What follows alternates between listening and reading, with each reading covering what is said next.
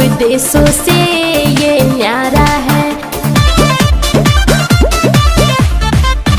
देश प्यारा है ये हमारा है, सब देशों से ये न्यारा है। नहीं झुका है और न झुकेगा, तिरंगा ऊंचा रहेगा, भारत मेरा नहीं झुकेगा। झंडा ऊंचा रहेगा, भारत मेरा नहीं झुकेगा। देश प्यारा है ये हमारा है, सब देशों से ये न्यारा है। नहीं झुका है और न झुकेगा, तिरंगा ऊंचा रहेगा, भारत मेरा नहीं झुकेगा। झंडा ऊंचा रहेगा, भारत मेरा नहीं झुकेगा।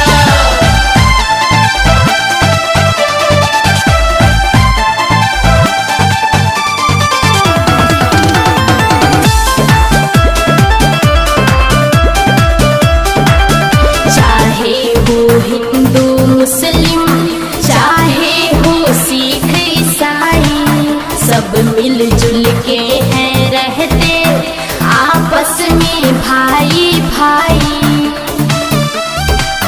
चाहे हो हिंदू मुस्लिम, चाहे हो सिख ईसाई, सब मिलजुल के हैं रहते आपस में भाई भाई।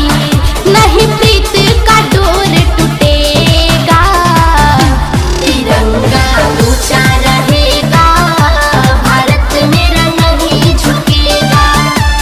झंडा ऊंचा रहेगा, भारत मेरा नहीं झुकेगा।